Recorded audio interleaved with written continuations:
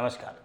काल आपण पाहिलं की जॉग्राफीचं अनालिसिस केलं होतं की कसं आपण जॉग्राफीचे क्वेश्चन्स वाचायचे, कोणते वर्ड्स लक्षात ठेवायचे, कीवर्ड्स करायचे, कोणत्या कीवर्डला अंडरलाईन करायचं, ह्या सगळ्या गोष्टी आपण काल पाहिलं.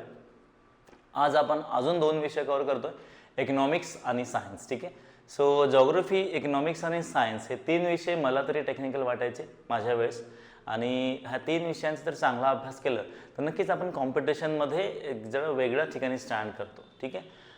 आणि हे 3 विषय सगळ्यांना येत नाही असं मी म्हणू शकतो. ठीक आहे. जेवढं मी एक अनुभव केलं आहे आणि पाहिलं आहे, तुम्ही जर तिथे चांगलं एक प्रावीण्य प्राप्त केलं तर एक नक्कीच you can have as in your preparation. ठीक आहे. स्टार्ट करूया आपण. चला. ओके. बघा, काल आपण एक 30 क्वेश्चनपर्यंत मला वाटतं आपण पाहिलं होतं. हा जो क्वेश्चन पेपर आहे मी पुन्हा एकदा सांगतो, 2024चा राज्यसेवा पूर्वपरीक्षेचा पेपर आहे. ठीक आहे. आपण डिस्कस करूया. 31 नंबरचा क्वेश्चन आहे. बघा, दिसतंय? एकदा मी चेक करून घेतो. ओके, ठीक आहे. काही camera setting,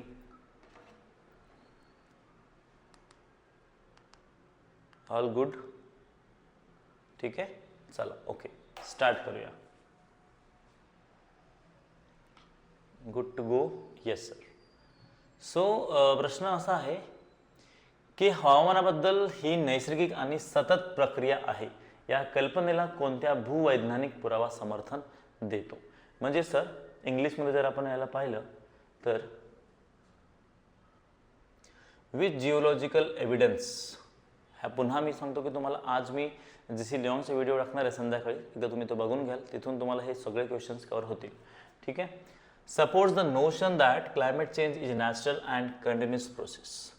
Tree rings in high altitude, glacial advantages and retreats, sediment deposition in glacial lakes.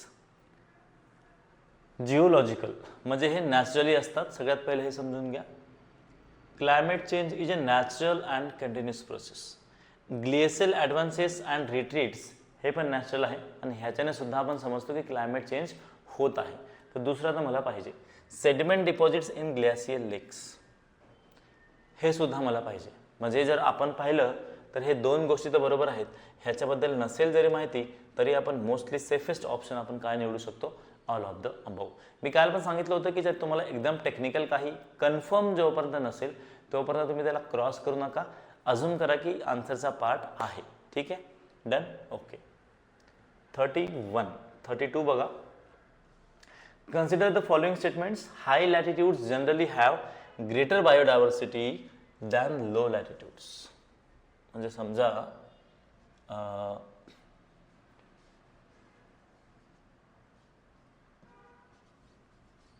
आपलं इंडिया आहे, तर इथून जाणारा जो एक आपण जे म्हणतो लॅटिट्यूड, आणि इथे तर ह्यात 1 म्हणजे A-B-C मधून कुठल्या जास्ती एरियाला डायव्हर्सिटी राहील? ठीक आहे. हायर लॅटिट्यूड्स म्हणजे हे हाय लॅटिट्यूड्स.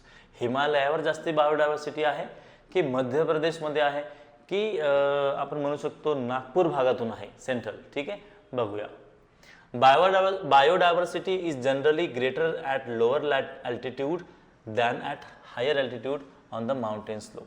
समजा हा आपला शिखर आहे हिमालया, त्याच्या पायथ्याशी त्याच्या खाली जी आहे ते जास्ती डायव्हर्सिटी आहे आणि वर कमी आहे. ठीक आहे. काय वाटतं तुम्हाला? आता ह्याचा बेस्ट जर तुम्ही पाहाल तर ॲक्च्युली हाय लॅटिट्यूड, आता काय निवडायचं आपल्याला? करेक्ट स्टेटमेंट निवडायचं आहे. ठीक आहे. सगळ्यात इम्पॉर्टंट आहे हाय लॅटिट्यूडला कमी बायोडायव्हर्सिटी राहील, कारण की तिथे चॅलेंजेस जास्ती आहेत, आणि लो म्हणजे इक्विटोर झोनला जास्ती राहील. तर पहिलं वाक्य चुकीचं आहे सर. ठीक आहे. आपण जर ॲमेझॉन, ब्राझील हे जर पाहिलं तर हे लो लॅटिट्यूडला आहेत, म्हणजे तिथे बायोडायव्हर्सिटी जास्ती राहील. पहिलं वाक्य चुकीचं आहे, आणि दुसरं वाक्य एकदम बरोबर आहे सर की लोअर लॅटिट्यूडला बायोडायव्हर्सिटी जनरली जास्ती राहील, कारण की तिथे ॲटमॉस्फिअर पण एक सुटेबल क्लायमेट असतो. ठीक आहे. Will go with the option B. ह्या गोष्टी पेपरमध्ये किंवा क्वेश्चनमध्ये किंवा पुस्तकांमध्ये आढळतात, नॉर्मली आढळतात, पण जेव्हा आपण क्वेश्चन सॉल्व करतो तर तुम्ही असं होऊ शकता की मी पाठ केलेलं, त्यापेक्षा मला तरी वाटतं की तुम्ही नॅचरली जर विचार करून पाहिलं की मॅपमध्ये की आपण कुठे राहतो वर्ल्डमध्ये, जर आपण पाहिलं तर कुठे जास्ती आहेत, वरती जास्ती आहेत का, अंटार्क्टिकामध्ये जास्ती जंगल आहेत का, की इक्वेटरवर आहेत, अशा गोष्टी लॉजिकली तुम्ही जास्त सॉल्व चांगले करू शकता. ठीक आहे, चला. Government of India has establish system of air quality. ठीक आहे, आजचा आम्ही जो द हिंदू अनालिसिस पाहिलं त्याच्यामध्ये नॉईज पोल्युशनबद्दल आपण बोललोय. तर पोल्युशन्स महत्त्वाचे आहे.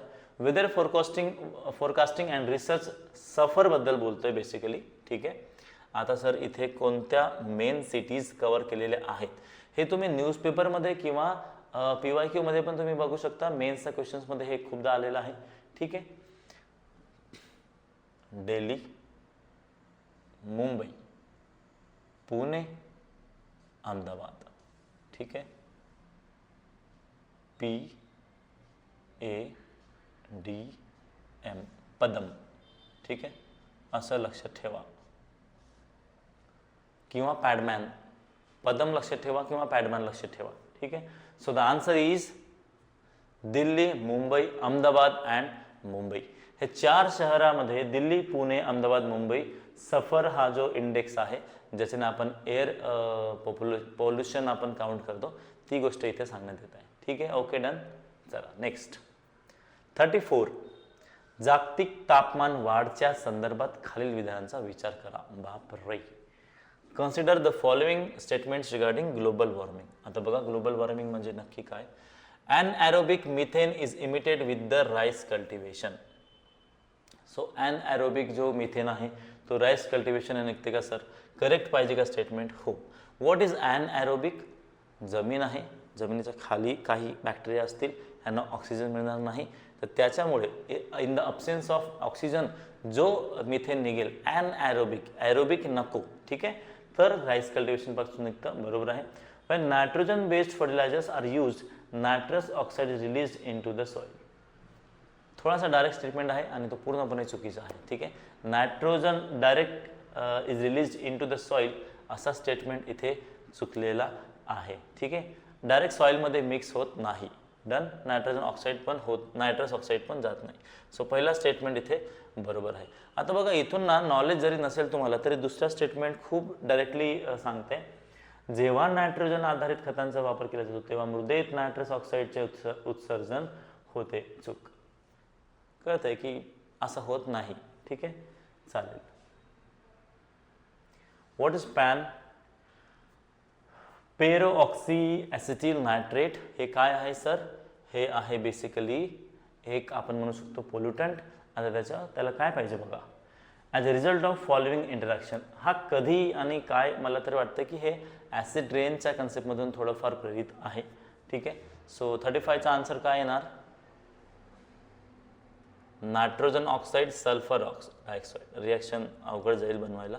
कार्बन मोनॉक्साईड आणि व्होलेटाईल ऑर्गॅनिक कंपाऊंड हे थोडंफार बघू शकतो आपण. नायट्रोजन, आता इथे बघा नायट्रेट आहे. दुसरी गोष्ट ऑक्सी ॲसिटाईल. ऑक्सी म्हणलं तर आपल्याला एक हायड्रोकार्बन लागेल आणि हे तर नको. So will go with the third. कसं काय सर तुम्ही म्हटलं पटापट टिक करताय? आता बघा इथे सगळ्यात पहिलं ऑक्सी हा शब्द वापरला आहे तर आपल्याला ऑक्साईड लागेल. कार्बन मोनॉक्साईडला जनरली इग्नोर करा, ह्याला इग्नोर करा.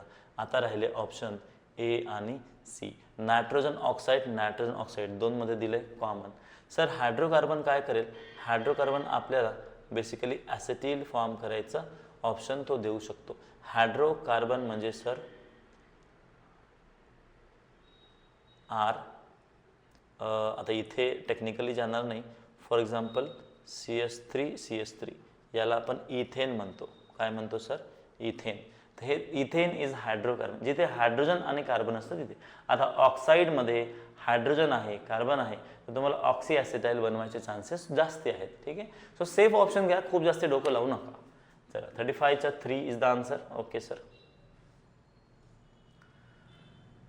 Development is prioritised over environment degradation in energy generation. कोणता जास्त डेव्हलपमेंट आपल्याला लाभलेला आहे? ऑब्विसली आपण पहिलं गार्डन नंतर बांधतो, पहिलं घर बांधतो आणि मग घर बांधल्यानंतर म्हणतो की अरे we have a garden. So तसं काम असतं. ठीक आहे, so that is very common sense human development. चला आपण हळूच, मला असं वाटतंय की थोडंफार इकॉनॉमिक्सकडे आता शिफ्ट होते. ठीक आहे, नो प्रॉब्लेम. आता सर ह्या ज्या गोष्टी होते हे सायन्सचे नव्हतेच, जॉग्रफीचे होते. ठीक आहे, तर म्हणजे एक मोर एकदम प्रॉपरली आपण जर बोललो एन्व्हायरमेंट. ठीक आहे, पर्यावरण. आता बघा, what percentage of the rate of price increase was required to be kept as per the objective of 12th 5-year plan? 12व्या पंचवार्षिक योजना. आता जे रेग्युलरली अभ्यास करणारे आहेत MPSC वाले, ठीक आहे, तर त्यांना माहीत असतं की एक्झॅक्टली कसं काय कोणत्या गोष्टी पाठ करायची. आता रेट ऑफ प्राइस इन्क्रीज 3.5, 4, 4.5. मी ह्या दोन ऑप्शनला घेणार कारण की ते दोन जरा कॉमनली विचारलेले आहेत. ठीक आहे, आणि जर मला हे मी एंडिंगचं पाहिलं 4.5, 4.5 दोन वेळा, 555 तीन वेळा, so my answer will be 1. मला तसं पाठांतर नव्हतं सर, पण लॉजिकली मी जाऊ शकलो. ठीक आहे, सो तुम्ही पण असं लॉजिकली लावा. बघा कॉमन मल्टिपल्स कुठे कुठे डाटा आहे आणि ते तुम्ही फॅक्च्युअल आन्सरमध्ये ते लॉजिक लावू शकता. तसं पण तुम्ही चुकणार होते जर पाठ नसेल तर, त्यापेक्षा हा लॉजिक लावलेला कधी पण बरा. ठीक आहे, ओके.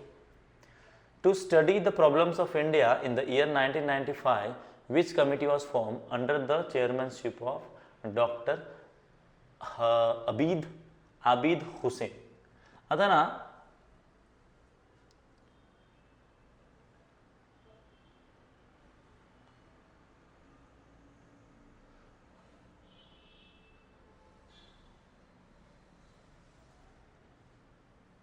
ला कोणते प्रॉब्लेम्स राहू शकतात सांगा. आता आपण LPG रिफॉर्म्स केले होते 1991ला. ठीक आहे, म्हणजे फ्री ट्रेड जरा आपण गेलो होतो. एज्युकेशनचे प्रॉब्लेम्स 1995लाच असतील का? ठीक आहे, आता प्रॉब्लेम्स ऑफ इंडिया असं व्यवस्थित त्याने म्हटलं आहे.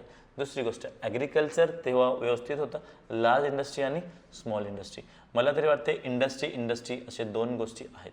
आता मोस्टली प्रॉब्लेम्स 1991 नंतर जो प्रॉब्लेमॅटिक प्रॉब्लेम होता, ठीक आहे, इश्यू होता, तो लघु उद्योगबद्दल होता. आणि हे जरा वाटतं पण की आपल्याला लघु उद्योगला प्रमोट करावं लागेल, तर काहीतरी कमिटी बनवा, प्रॉब्लेम सॉल्व्ह करा. ठीक आहे, I will go with the लघु उद्योग स्मॉल इंडस्ट्री. असं थोडंसं ना, प्रत्येक गोष्ट तुम्हाला वाचून पाहिजे असं नाही, लॉजिकली लावा. ठीक आहे, okay. The employee provident fund act was made in EPFA आपण म्हणू शकतो. 39चा प्रश्न आहे. आता आधीच्या लोकांना पण PF मिळायचा. आता जर ॲक्ट बनवायचं असेल तर 50मध्ये कसं बनवणार? कारण 50मध्ये आपण एक्झिस्टेड होतो काय, गव्हर्नमेंट होती का आपली? नाही. ठीक आहे, तर 52. सर हे खूपच लेट झाले, याचा आधी पण काही लोकांना PF मिळायचा. मग स्टार्ट जेव्हा गव्हर्नमेंट बनली, we can go with the 1952. ठीक आहे, बघा खूप स्मार्टली तुम्ही ऑप्शन्स एलिमिनेट करून आन्सर काढू शकता. ठीक आहे, बाकी मी बिलकुल सजेशन तुम्हाला देणार नाही की मुलांना वाचा, कारण मी सुद्धा तसं करू शकलो नाही जास्ती. लॉजिकली तुम्ही प्रिलिम्स काढू शकता. ठीक आहे, मेन्ससाठी वेगळी मेहनत आहे आणि आता तर आन्सर रायटिंग आहे, तुम्ही अजून जरा जास्ती बाजी मारू शकता. ठीक आहे, पर्स्पेक्टिव्ह प्लॅनिंग रेफर्स टू, तुझा पर्स्पेक्टिव्ह काय, तुझा दृष्टिकोन काय, ठीक आहे, तुझा नजरिया काय. Long run planning for 20 to 25 years. ठीक आहे, आता जर तुम्ही पाहाल हा कोणत्या नंबरचा क्वेश्चन आहे सर, हा आहे 40 नंबरचा क्वेश्चन आहे. पर्स्पेक्टिव्ह प्लॅनिंग रेफर्स टू, जरा आता बघा तुम्ही, म्हणजे सुरुवातीला 35 पासून 40 पर्यंत प्रश्न सोपे गेले आणि मग हळूच आता थोडंसं लेवल वाढलंय. ठीक आहे, आता long run planning, long range targets are set in advance for a period of 50, 20, 25. One plan for entire period of, बापरे हे जरा अवघड आहे, हे कधीही कुठल्याही प्लॅनिंगमध्ये होणार नाही. ठीक आहे, broader objective and targets are achieve within 1 or 2 year. व्यापक दृष्ट्याने लक्ष्य 1 किंवा 2 वर्षात, हे सुद्धा पॉसिबल नाही आहे. सो प्रॅक्टिकली जे पॉसिबल नाही आहे ते ऑप्शन कसे राहणार? ठीक आहे सर, आता बघा हा ऑप्शन गेला, C पण मला नको, आता राहिला A आणि दुसरा B. लॉंग रन प्लॅनिंग 20-25 साठी करा किंवा long range targets are set in advance, हे जरा डिटेलमध्ये ऑप्शन वाटतंय. So will go with the first, म्हणजेच B ला आपण टिक करू. B दुसऱ्या नंबरवर पाहिजे, नाही पहिल्या नंबरवर आहे सर. ठीक आहे, मराठीत जर आपण पाहिलं त्याचं काही सोपं होतं का बघा. दृष्टिकोन, दीर्घकालीन लक्ष्य 15, 20 किंवा 25 वर्षाच्या कालावधीसाठी आगाऊ ठरवणे. ठीक आहे, हे बरोबर आहे, चालेल. Education for women refuses fertility due to, very good. केरळामध्ये बघा TFR टोटल फर्टिलिटी रेशो कमी आहे कारण की लिटरसी तिथे विमेन्समध्ये 90% जास्ती आहे. ठीक आहे, का बरं रिझन आहे sir? Educated improves work opportunity for women. काय वाटतं तुम्हाला? बिलकुल बरोबर आहे का? बघा आता educated women want their own children to be educated. Okay, education and literacy make women more receptive to information about contraception. This is very good. हे बाकी जनरल वाटतायत. ठीक आहे, education improves work opportunity for women. ठीक आहे, पण sorry, पण त्याच्याने असं नसतं की त्याचा आणि फर्टिलिटीचा जरा improving economic condition for women. ठीक आहे, आता रिड्युसेस फर्टिलिटी कमी होईल कारण की त्यांना कॉन्ट्रासेप्टिव्ह मेथड जे असतात ते माहीत असतात की मुलांचं म्हणजे आपण म्हणू शकतो कसं आपण जन्म त्याला फिटसला बाहेर येण्यापासून थांबवू शकतो युझिंग सम कॉन्ट्रासेप्टिव्ह मेथड्स. ठीक आहे, जसे की IPLs आहेत, कॉन्डोम्स आहेत, ह्या जे मेथड्स आहेत ते आपण यूज करून आपलं पॉप्युलेशन आपण कंट्रोल करू शकतो. ठीक आहे, सो हे कुठं होऊ शकतं? एज्युकेशन. सो आपल्याला C ऑप्शन पहिले पाहिजे. इथे आहेच नाही, इथे पण नाही. आता हे 2 आहेत, चौथं बघू. Improving economic. हे जरा अवघड आहे. खूप श्रीमंत जरी असले तरी आणि गरीब असले तरी असं तेवढं रिलेशन डायरेक्टली नाही जे तुम्ही आन्सर निवडू शकता. ठीक आहे, सो 41चा 2 आन्सर आहे. Okay sir. अन्न सुरक्षामध्ये खालील अवस्थांचा समावेश होतो. Food security, adequate availability of food grains to all, adequate availability of food grains and pulses to all. ठीक आहे, इथे काय ॲड केलं आहे? Pulses. adequate availability of food grains, pulses, milk, vegetables to all, adequate availability of food grains, pulses, milk, vegetable, fruits. बापरे, मीठ वगैरे सगळे इथे टाकलेलं आहे. ठीक आहे, काय वाटतं? Food security includes. आता बघा हळूहळू इथे ह्या गोष्टी वाढत चालल्यात. तर मग एवढं सगळं आहे. फ्रूट्स इथे नाही आहे, फ्रूट्स इथे आहे. फ्रूट्स ठीक आहे, फ्रूट्स नॅचरल आहे. इथे मीठ पण टाकलेलं आहे. अजून काही वाक्य आहे की जो एक्स्ट्रा त्याला आन्सर बनवतोय. Meat and fish HCT. ठीक आहे, चला आता आपल्याला जायला पाहिजे. 42चा इथे जर आपण बेस्ट आन्सर पाहिलं तर काय वाटतं? सांग, कोण सांगेल सर? फूड ग्रेन आलं, पल्सेस आले, इथे पण आले, इथे पण आले. फक्त D पण तुम्ही जाऊ शकता, पण हे पण काही चुकीचे नाहीत ना. ABCD all. ठीक आहे, सगळ्यांना सगळं पाहिजे, काही त्यात विचार करायची गरज नाही. Gunnar Myrdal. ठीक आहे, हां, Gunnar Myrdal. The role of government in economic development should be as follows. हे मॉडेल्स आहेत जे आपण वाचन करतो, त्याच्यानुसार काय पाहिजे बघा. Effecting the spread effect by neutralising the backward effect. Spread करा, मागे जाऊ नका, असं म्हणतोय. Neutralising spread effect by effecting the, आता इथे न्यूट्रलायझिंग आणि इथे इफेक्टिंग असं म्हटलं आहे. आता बघा इफेक्टिंग स्प्रेड आणि बॅकवर्ड. बघा हा ऑप्शन नसणार, दोन्ही पॉसिबल नाही आहे, बॅक आणि स्प्रेड. ठीक आहे, न्यूट्रलायझिंग स्प्रेड हे एकदमच निगेटिव्ह. म्हणजे जरा मला C नको, ऑप्शन नंबर A. ठीक आहे, सो 43चा पहिला आन्सर आहे. असं लॉजिकली तुम्ही जावा, आन्सर एकदम सोपं जाईल. चला, okay sir. Gaurav Datt and Martin Ravallion said that poverty gap index is calculated for which of the following reason? गौरव दत्त. ठीक आहे, काय म्हटलं यांनी सर? यांनी म्हटलं आहे की कोणत्या कारणासाठी आपण पॉवर्टी गॅप इंडेक्स बनवूया. ठीक आहे, बघा how much calories deficit needs to be made up to eliminate poverty. How much income. आता बघा हे पॉवर्टी गॅप म्हणजे जनरली, आणि हे जे नाव आहेत गौरव दत्त वगैरे हे इकॉनॉमिक्सचं रिलेटेड आहेत. तर मला तरी वाटतं की इथे कॅलरीजचा जो आहे तो मॅटर संपवला पाहिजे. ठीक आहे, how much income would be needed to cover the deficit to eliminate. आता इथे पॉवर्टी गॅप आहे, पॉवर्टी गॅप म्हणजेच डिफिसिट हा शब्द जरा मॅच होतोय.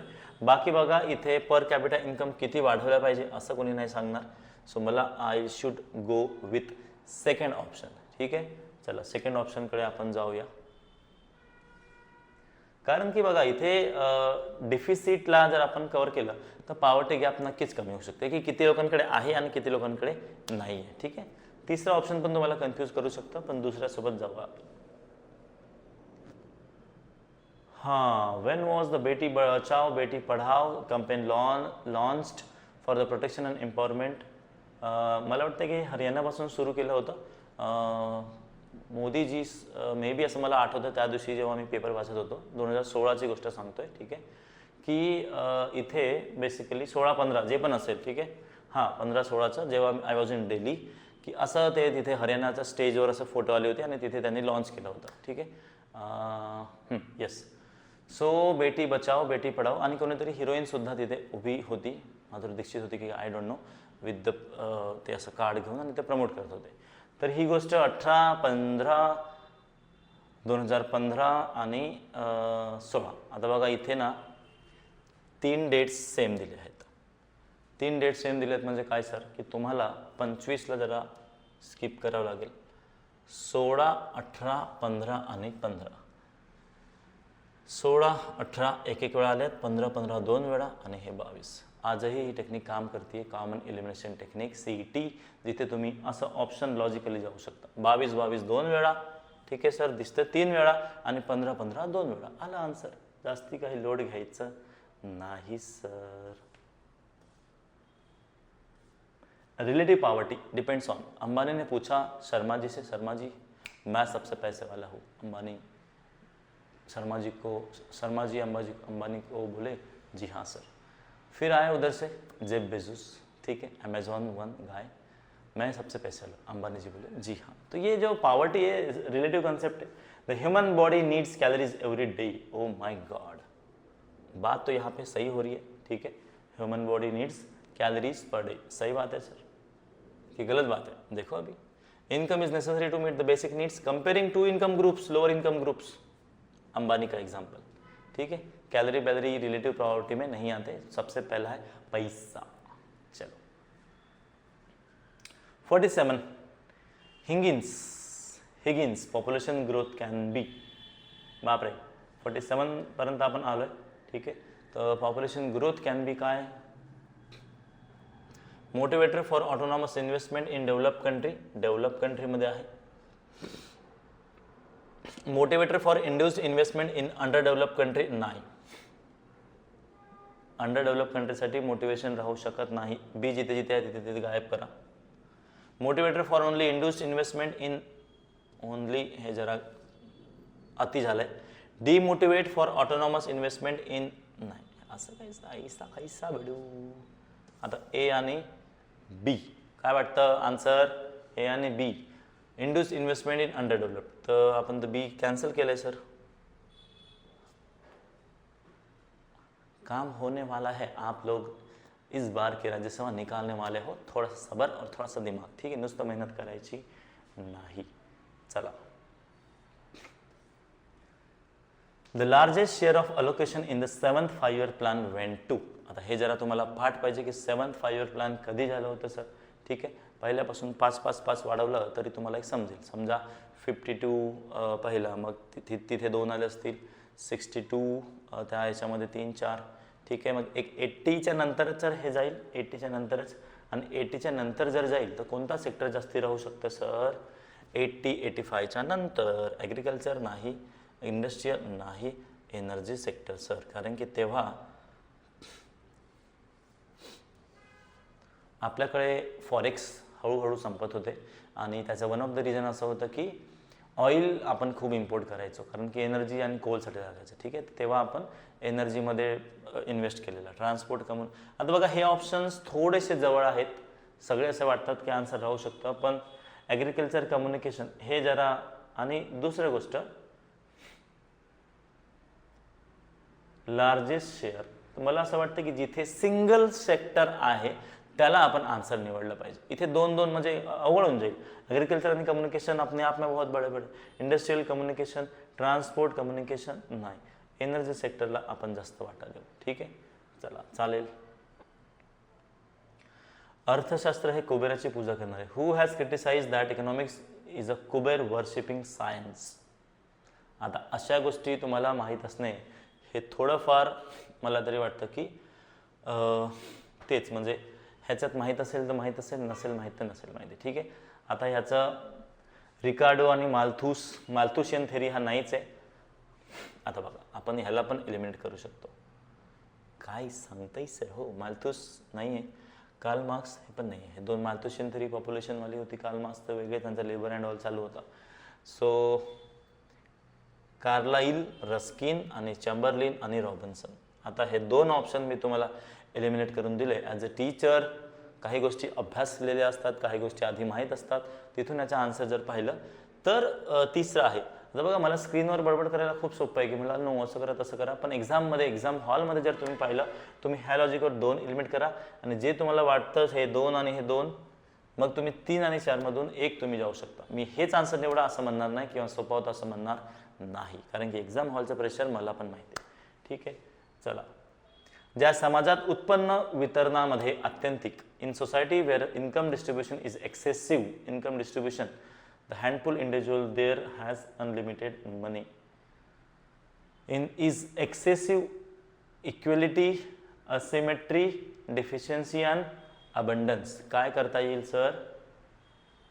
In a society where income distribution is excessive equality हा शब्द मॅच होत नाही. Excessive, deficiency, the handful individual, unlimited money, asymmetry आपण म्हणू शकतो इन्कम डिस्ट्रीब्युशन. हा शब्द जरा ग्रॅमॅटिकल पण बरोबर जुळते. ठीक आहे. सो हे होते इकॉनॉमिक्सचे आणि काही कालचे उरलेले एन्व्हायरमेंटचे. ठीक आहे. सो आय होप तुम्हाला हेल्प होईल. आता एवढं तुम्ही बघा, 50 पर्यंत आपण आलो आणि काल 15 मला वाटते आणि आज आपण किती पुन्हा 15 नाही आज 20. ठीक आहे. काल आपण 15 ते 30 केलं, 16 ते 30 आणि आज 31 to 50 असे 20 क्वेश्चन आपण आज डिस्कस केले. तुम्ही नक्की एकदा बघा आणि आमचे बाकीचे पण काही व्हिडिओज येत आहेत, ऑन द वे आहेत. सो तुम्ही ते बघत राहा, प्रेम द्या, सबस्क्राईब करा आणि लाईक करा. आणि नक्कीच काही गोष्टी आवडल्या असतील तर मित्रांना पण सांगा की बघा सर आमचे छान आहेत. ठीक आहे. चला, तर थँक्यू सो मच. आपण नेक्स्ट व्हिडिओमध्ये भेटूया with the science MCQ explanation. ठीक आहे, की आपण कसे PYQ सॉल्व करायचे. ओके, चला, थँक्यू.